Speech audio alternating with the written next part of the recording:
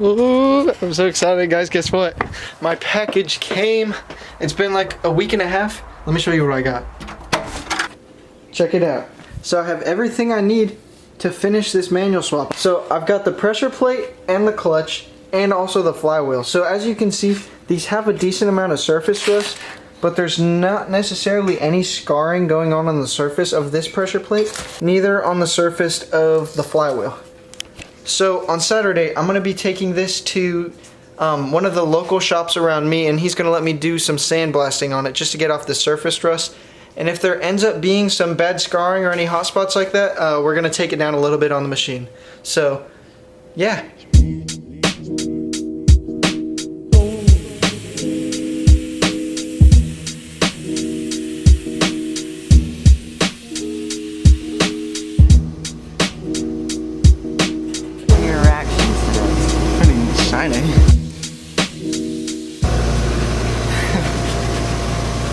Alright, pop this open and see how it did first run. Are you allowed to touch it? Bro! This is brand new. Alright, so now I'm gonna throw up this side real quick just to clean it up.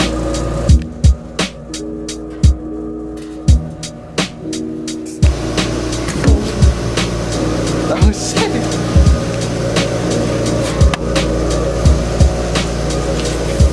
Brand new flywheel, what? Bang! Pretty good. Alright, so now it's time for this big heavy one. Well, little heavy one. Is it actually heavy?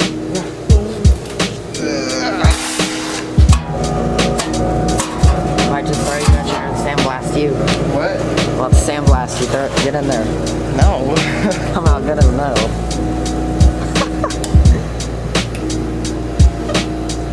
Alright, we're ready. Hey guys.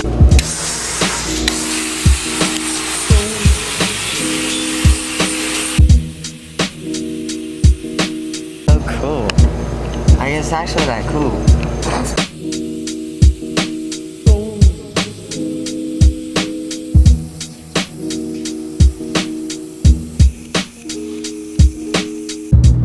Okay, so quick little update. I should have done this earlier, but I fixed the Audi. It's finally done. It has been almost the better half of a year that this car's been sitting in the driveway, whether it be without a motor or with a broken motor or with a broken motor that's kind of working, you know what I'm saying? So I got everything worked out. I redid all the fuel injectors, the spark plugs, and the ignition coils, the coil packs and stuff, because the last thing I had on here was 2 cylinder misfires.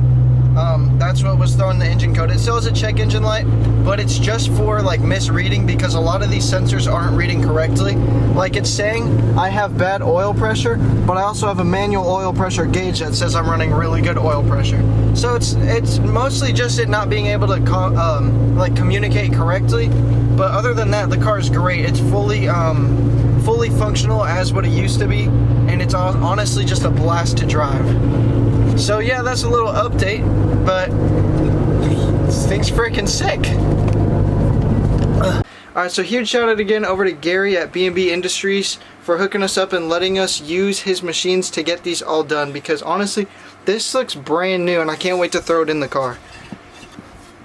Like, check out the before and then here's the after where it looks really brand new, like I just got out of the factory. There's not really any cracks or anything in it. There was some heat scars, but nothing deep or anything you could feel, so it didn't raise any red flags. But other than that, these are ready to go into the car.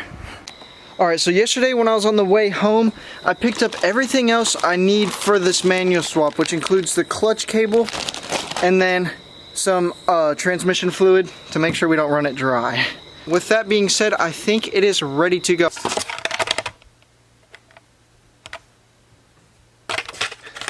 Okay, so pretty easily I found the Z, and which honestly surprised me because a lot of the stores like Target and Walmart around here have been slacking on their Hot Wheels. They haven't been getting much good stuff. But out of all things, I find the 350Z.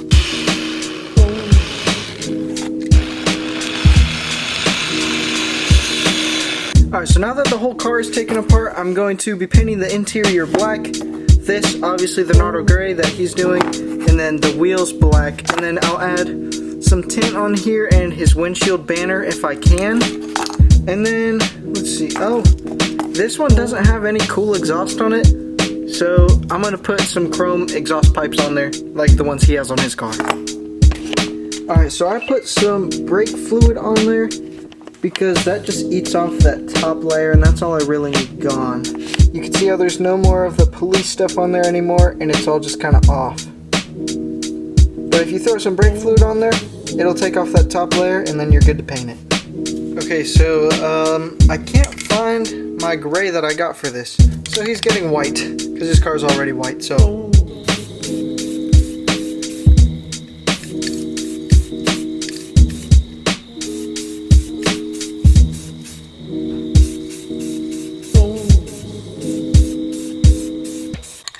Alright, so now I've got the tires all masked off, and now it's time to spray these black.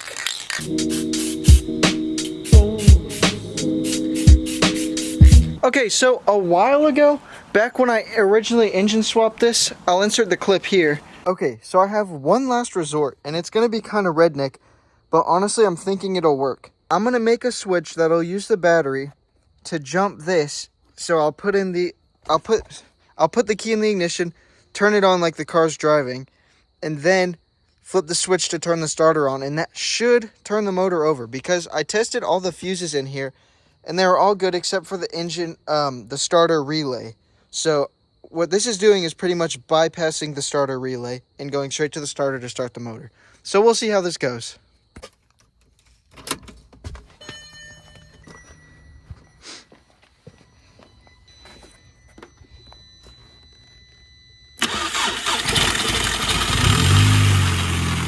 No way!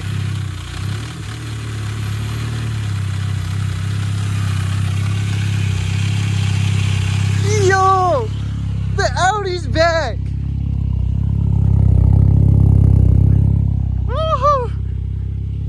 As you can see, I pretty much have to hotwire this car every time I'm going to start it, because for some reason the computer and the key and to the ECU in some way does not connect with the new motor because the pins are a little different. So I'm going to install a push start, and it's honestly going to be pretty cool. I've just wired this one up to those original wires that I used in that video, and let's test out if it works.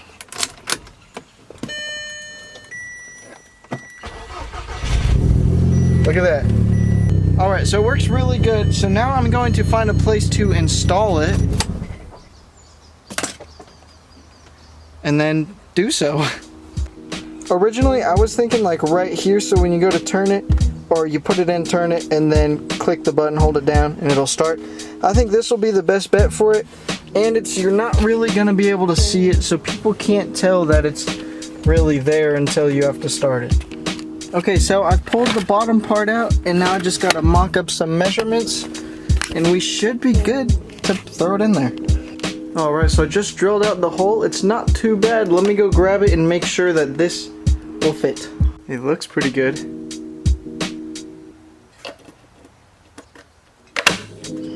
Oh! Beautiful. Very, very nice. Very nice. Very nice. Alright, so I screwed it in. So now it's time to go wire it all up.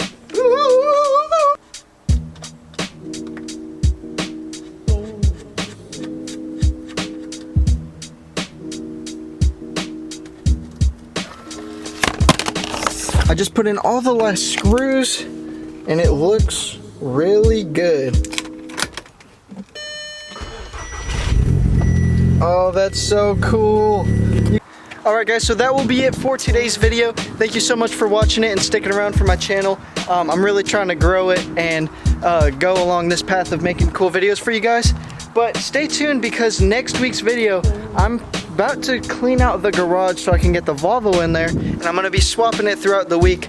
Trying to do it in all my free time within school and work. I'll be doing it after work or like before, after school, I don't know, something like that. But it's going to be in the garage for the next week up on Jack's. This transmission swap is going to be happening soon. So as always, thank you guys for watching, and I'll see you in next week's video.